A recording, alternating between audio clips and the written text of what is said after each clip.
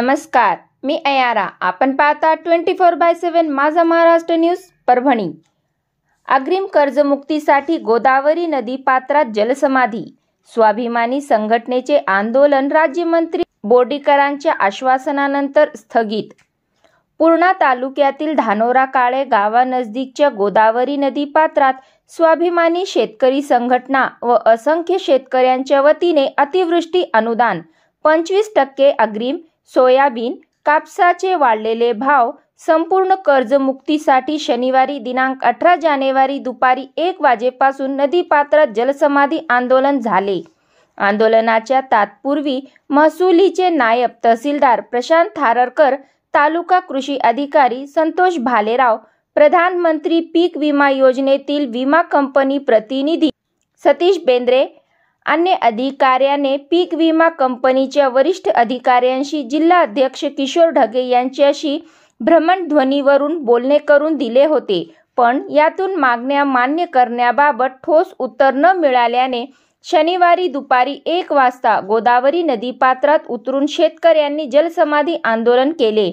दरम्यान महसुलीचे नायब तहसीलदार प्रशांत थाररकर यांनी सर्वोतपरी खबरदारी घेत पाणबुडी बोट व अन्य रेस्क्यू टीम गोदावरी नदीपात्रात तैनात केली होती. यावेळी स्वाभिमानी जिल्हाध्यक्ष किशोर ढगे पाटील, तालुका अध्यक्ष पंडितराव भोसले व आंदोलनकर्त्यांनी सांगितले की जोपर्यंत प्रत्यक्षात मंजूर 25% अग्रिम, पीक विमा, नुकसान भरपाई व ई-KYC केलेल्या शेतकऱ्यांच्या खात्यावर अतिवृष्टी अनुदान वर्ग होण्यास सुरुवात होत नाही, तोपर्यंत हे जलसमाधी आंदोलन चालूच राहील असे सांगितले होते.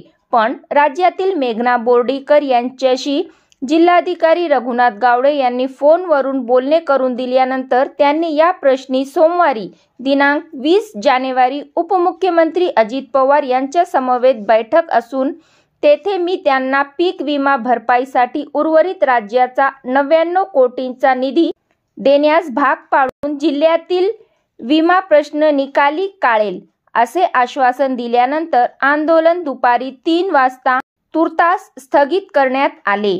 या प्रसंगी नायब तहसीलदार प्रशांत थाररकर, तालुका कृषी अधिकारी संतोष भालेराव, पीक विमा कंपनी प्रतिनिधी सतीश बेंद्रे, DYSP डॉक्टर समाधान पाटील, ताळकळसचे निरीक्षक गजानन मोरे, पोलीस निरीक्षक प्रकाश इंगोले, असंख्य शेतकरी, धानोरा काळे येथील नागरिक हजर होते.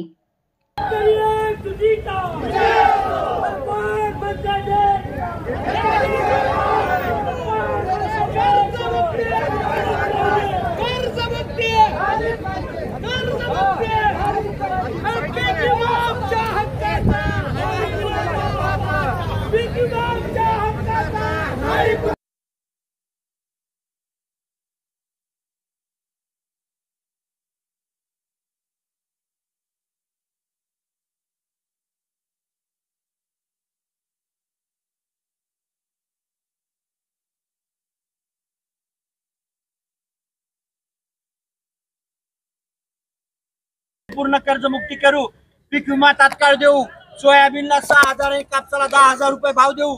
परंतु जसे हे सत्तेत बसले तसे अजित पवारनं तर नवलच केलं.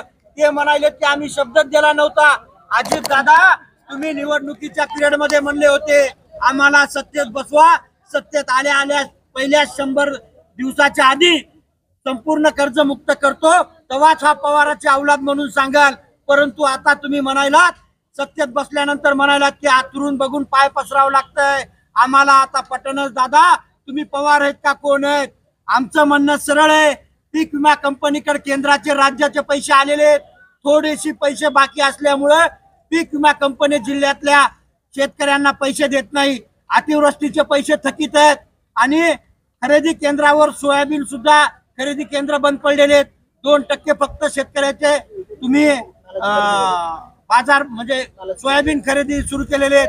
बाजार भाव पडलेले आहेत. कापसाला कोणी विचारायला तयार नाही. अशा सगळ्या परिस्थितीमध्ये नांदेड जिल्ह्यामध्ये बिलोली तालुक्यात एका शेतकऱ्याच्या पोरानं आणि त्याच्या बापानं आत्महत्या केली. हे पाप या राज्यकर्त्यांवर आहे, हे पाप या पीक विमा कंपनीवर आहे. जोपर्यंत आमचे पीक विम्याचे पैसे मिळणार नाहीत तोपर्यंत या गोदामाईमधून बाहेर आम्ही येणार नाही. स्वाभिमानी शेतकरी संघटनेचा, शेतकरी एकजुटीचा।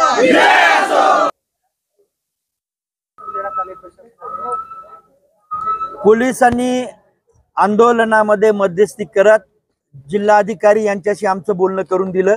त्यांच्या फोनवरून नामदार मेघना दीदी बोर्डीकर यांनी आमच्याशी संपर्क साधला आणि त्यांनी आश्वासन असं दिलं की परभणीच्या पीक विम्याच्या प्रश्नावर जी शॉर्ट अमाऊंट राज्य सरकारच्या द्यायची राहिलेली आहे 99 कोटी, ती सोमवारी आम्ही अजितदादासोबत बोलणं झालं। याच्या संदर्भामध्ये बैठक तिथं मुंबईला लावलेली आहे आणि ते 99 कोटी आम्ही तात्काळ लवकरात लवकर वर्ग करून येत्या 8 दिवसामध्ये परभणी जिल्ह्यातला पीक विम्याचे पैसे आम्ही शेतकऱ्यांच्या खात्यावर जमा करू।